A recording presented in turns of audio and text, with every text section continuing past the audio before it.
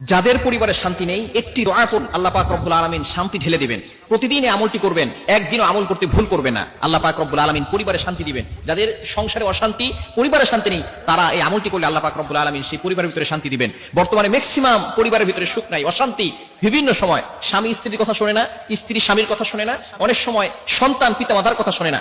বিভিন্ন সময় এই পরিবারের টেনশন নিয়ে অনেক পুরুষ কিন্তু আস্তে আস্তে তার রোগের দিকে ঝুঁকে পড়তেছে, তার একেবারে শেষ প্রান্তে চলে যাচ্ছে পরিবারের অশান্তির কারণে। স্ত্রীর কথা স্বামীর সহ্য হয় না, স্বামীর কথা স্ত্রীর সহ্য হয় না। স্বামী বেচারা সারাদিন কষ্ট করে যখন বাসায় যায়, অনেক স্ত্রী আছে সেখানে স্বামীর সাথে খারাপ ব্যবহার করে। আবার অনেক স্বামী আছে স্ত্রীর উপর নির্যাতন করে, অত্যাচার করে, জুলুম করে।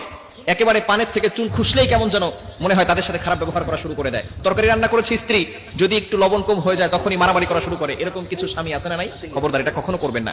স্ত্রীদের সাথে ভালো ব্যবহার করতে হবে, বিশেষ করে স্বামীরা স্ত্রীর সাথে ভালো ব্যবহার করবে। নবীজি সাল্লাল্লাহু আলাইহি ওয়াসাল্লামের 11 জন স্ত্রী ছিলেন, কিন্তু কখনো তিনি কোনো স্ত্রীর উপর আঘাত করেন নাই। আল্লাহ পাক রব্বুল আলামিন পবিত্র কোরআনুল কারীমের ভিতরে নিজেই বলে দিয়েছেন, 4 নম্বর পারার 20 নম্বর পৃষ্ঠার 3 নম্বর লাইন, সূরা নিসা 19 19 নম্বর আয়াতে আল্লাহ পাক রব্বুল আলামিন বলেন, ওয়াআশিরুহুন্না বিল মারুফ, you treat your wives well. তোমরা তোমাদের স্ত্রীদের সাথে ভালো ব্যবহার করো, স্ত্রীদের সাথে কখনো খারাপ ব্যবহার করবেন।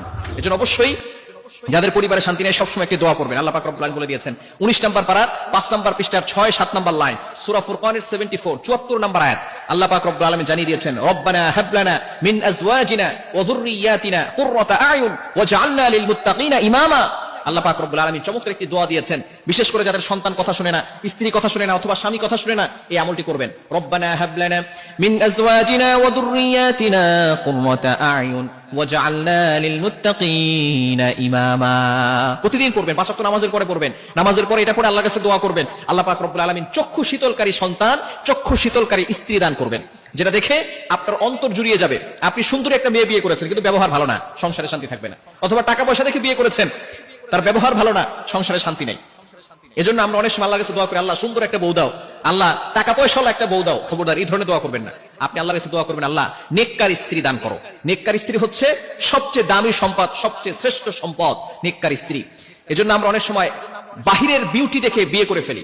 বাহিরের বিউটি দেখে বিয়ে করবেন না, ভিতরের বিউটি, ভিতরের যে বিউটি আছে, সৌন্দর্য আছে, সেটা দেখে বিয়ে করবেন। বাহিরের বিউটি, বাহিরের সৌন্দর্য বেশি দিন থাকে না, কিন্তু ভিতরের সৌন্দর্য সারা জীবন থাকে। এজন্য অবশ্যই আপনি যখন বিয়ে করবেন তখনই আপনি নেককার স্ত্রী খুঁজবেন, ভালো মেয়ে কোথায় আছে সেটা খুঁজবেন। কিন্তু আমরা এখন টাকা পয়সা দেখি, সৌন্দর্য দেখি, যার কারণে সন্তান ও আদর্শ সন্তান হয় না। এজন্য বিয়ে করার ক্ষেত্রে অবশ্যই আমাদেরকে স্মরণ রাখতে হবে নেককার স্ত্রী তালাশ করা এবং ধৈর্য ধারণ করা, শকর ও সবর করা। যদি বিয়েটা ভালো হয় তাহলে আপনি আল্লাহর শুকরিয়া আদায় করবেন, আর যদি স্ত্রী খারাপ হয় তাহলে দোয়া করবেন, আল্লাহর কাছে সবর করবেন, ধৈর্য ধারণ করবেন, আল্লাহ পাক রব্বুল আলামিনের কাছে দোয়া করবেন যাতে করে স্ত্রী ভালো হয়ে যায়। এই দোয়াটা পড়ে পড়ে, রব্বানা হাব লানা মিন আজওয়াজিনা ওয়া যুররিয়াতিনা কুররাতা আয়ুন ওয়াজআলনা লিল মুত্তাকিনা ইমামা।